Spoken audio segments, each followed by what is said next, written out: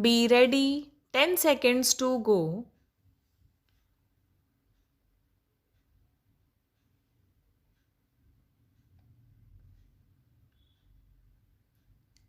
Start. Infrastructure development is the very backbone of any strategy aimed at achieving higher growth and large scale employment generation.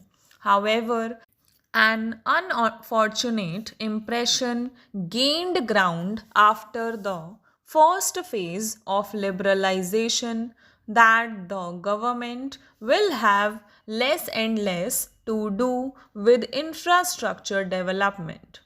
As a result, a slowdown has taken place in investments in this vital area of the economy. My government will substantially increase investments in infrastructure development. Simultaneously, private sector investments will receive far greater policy and implementation support. The Ministry for Power has just recently announced wide ranging initiatives on the power front. My government will take firm decisions and also support firm decisions of state governments to bring financial viability to the power sector. The state electricity boards are bankrupt and need restructuring. The drain on internally raised resources has to stop. In this regard, the country should take note of the bold but painful steps the Andhra Pradesh Chief Minister has taken to guard and raise the viability of power generation and distribution in his state. We also support in this regard the initiatives of the Odisha government. Delays in implementation have been the bane of infrastructure projects in India. They have led to not only cost and time overruns but also loss of opportunities in downstream income and employment generation. This neglect and waste will be positively addressed. Towards this end, the Prime Minister's office will directly monitor all projects capitalized at more than rupees 100 crore each in the areas of power, roads, bridges, and dams, irrigation, telecommunication, oil and energy, railways, ports, and airports.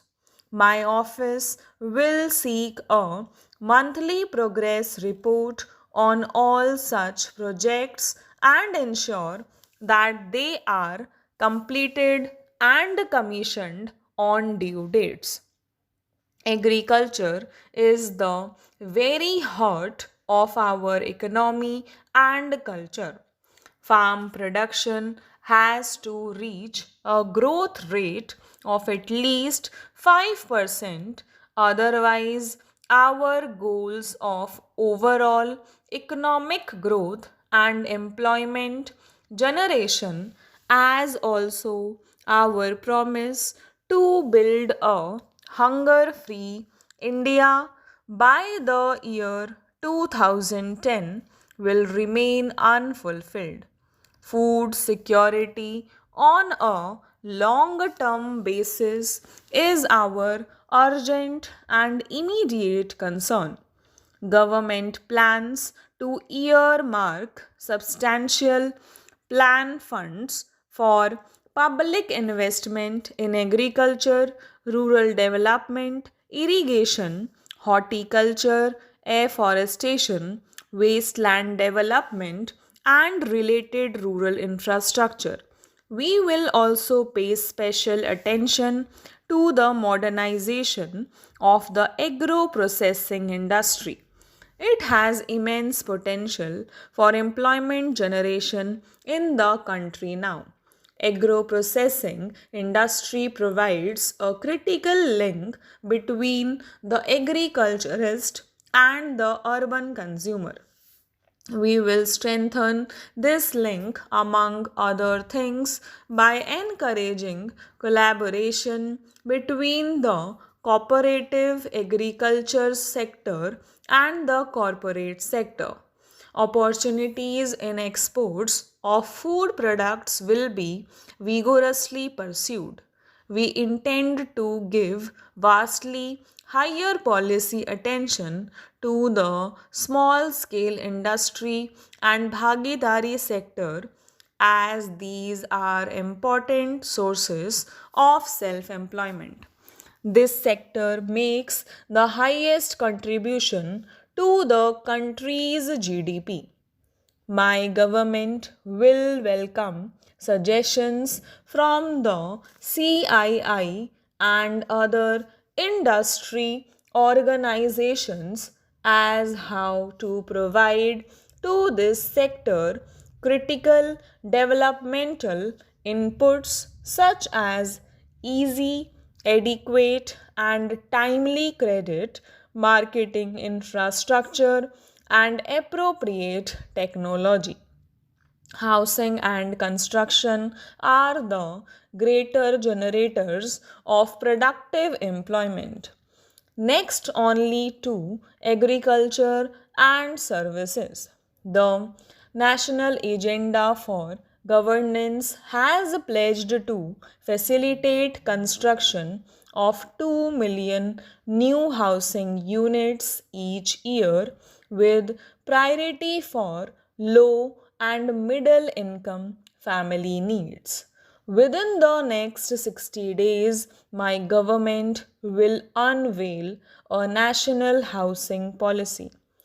All impediments in the realization of our stated goals in the policy will be removed forthwith.